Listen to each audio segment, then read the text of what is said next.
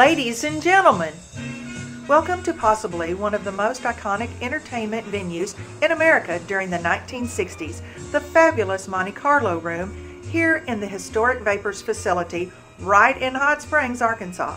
Many books have been written about this facility and the people that worked here. In fact, in its heyday, around 200 people reportedly made this place come to life for years. The Vapors had a 24-hour coffee shop and, of course, the fabulous Monte Carlo Room. It provided a huge dance floor, a theater restaurant with tiered seating and a retractable stage, a spacious lobby area, and a casino that opened late in the evening.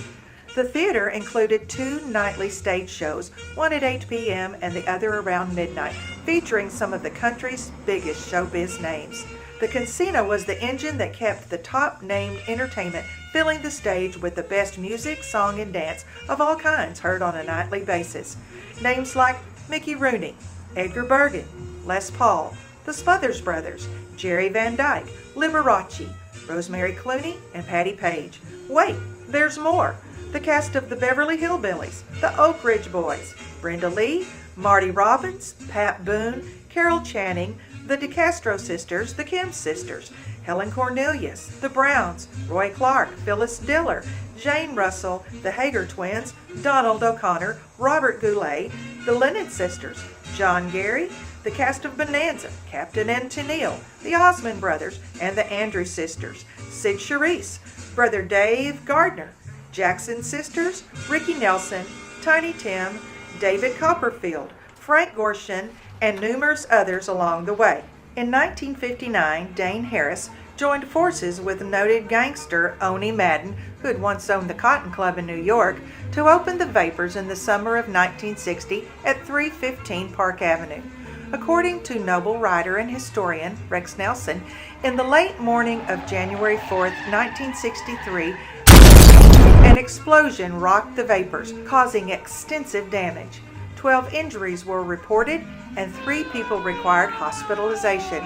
Speculation about who was responsible ranged from outside crime syndicates attempting a takeover to local small club owners lashing out in response to raids against their own facilities. Such raids were intended to take the public pressure off authorities while leaving more prominent clubs, like the Vapors, alone. As a result of the bombing, a wall separating the casino from the lobby was demolished, exposing the club's gaming tables and slot machines to the street. Reporters covering the bombing for the Arkansas Gazette managed to snap a photograph of the slot machines and the craps tables against the orders of police who were securing the area. The photo appeared on the front page of the next day's edition, providing clear proof of illegal gambling in Hot Springs. But illegal gambling would not be completely curtailed in the city until 1967, 6 months into the first term of reformist Governor Winthrop Rockefeller. Unlike many former casinos in Hot Springs, the Vapors continued to operate as a nightclub and a restaurant after its casino was closed.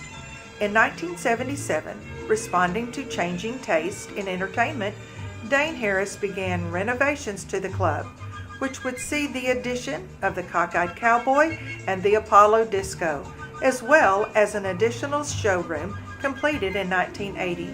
The Vapors continued to operate as a nightclub well into the 1990s.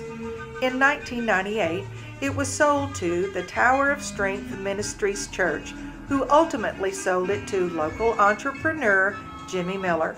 The theater's new motto was finally coined: the legendary Vapors.